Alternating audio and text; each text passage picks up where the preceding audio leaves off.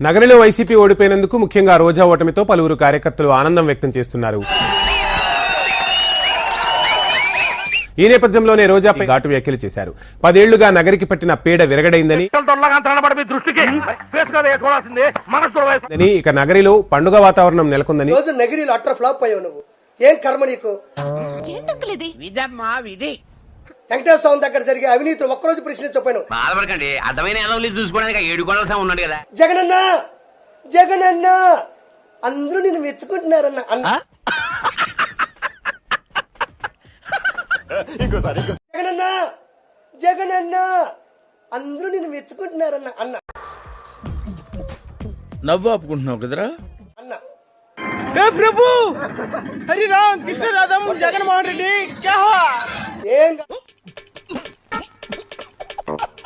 ఈ రోజు రోజాకి ఓడిపోయిన రోజా, వాడిపోయిన రోజా.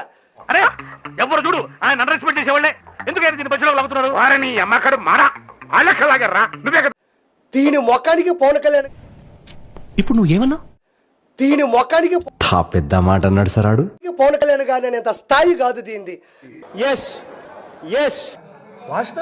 ప్రజలు నిజాన్ని తెలుసుకోవాలి.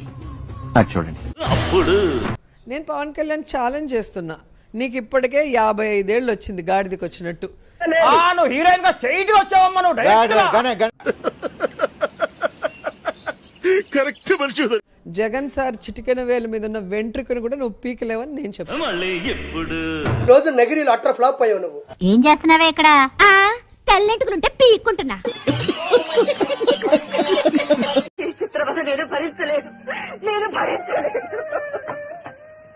తిరుమల పోయి అన్న చేసే అరాచకాన్ని 3000 కోట్ల రూపాయలు నువ్వు సంపాదించావు. అన్నయ్య అన్నయ్య అన్నయ్య మంచి కుటుంబంలో ఉన్న వ్యక్తి వెనక్కి పోలేక ముందుకొచ్చి పొత్తు పెట్టుకొని కూడా ఈ రోజు తనకిచ్చిన 21-21 గెలవడం అంటే ఇంతకన్నా గొప్ప విషయం ఏముంటది? కరెక్ట్, ఇది కరెక్ట్ గా చెప్పావయ్యా. దీని బతుకు పవన్ కళ్యాణ్ గారు నేను ఎంత స్థాయా? 3 పిల్లిళ్ళు 4 పిల్లు నీ జగన్మోహన్ రెడ్డికి చీర కట్టి పవన్ కళ్యాణ్ గారు శోభనం గదికి పంపిస్తా. సరిపోయింది. హీరో విలన్ కొట్టుకుని కామెడీని చంపేసినట్టు నా మీద పడతారేంటి? 12 బిడ్డకి జన్మనిస్తారు. పెంచుకోండి మరి వైఎస్ఆర్సీపీ.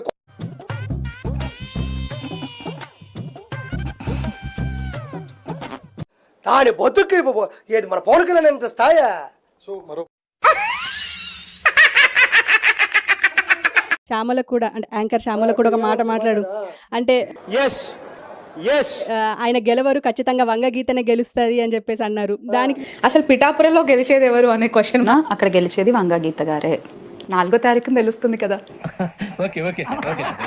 ఓహో, అంటే ఇప్పుడు ఈ పాయింట్ మీద కూడా నన్ను ఉతుకుతావా? నిన్ను ఏ పాయింట్ మీదైనా కొడతాను రా, ఏ పాయింట్ మీదైనా కొడతాను. అసలు దేశంలో నీలాంటి వాళ్ళ వల్లే అత్యాచారాలు జరిగిపోతున్నాయి. బాధండి. మీరేమంటారు?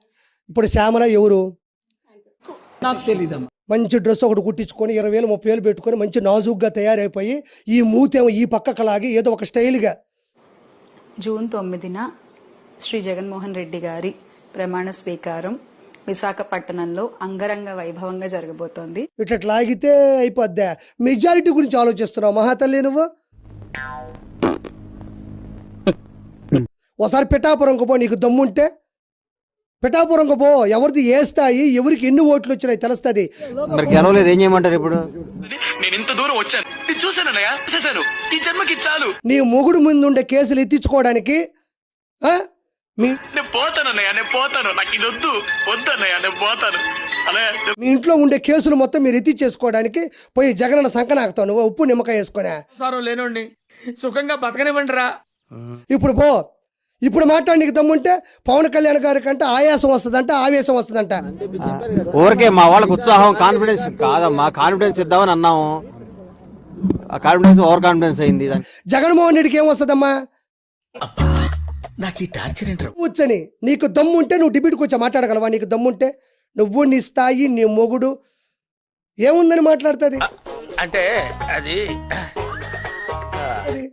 అన్ని ఇచ్చిన చిల్లర పైసలకు అమ్ముడిపోయినావు నువ్వు. చిల్లర పైసలకి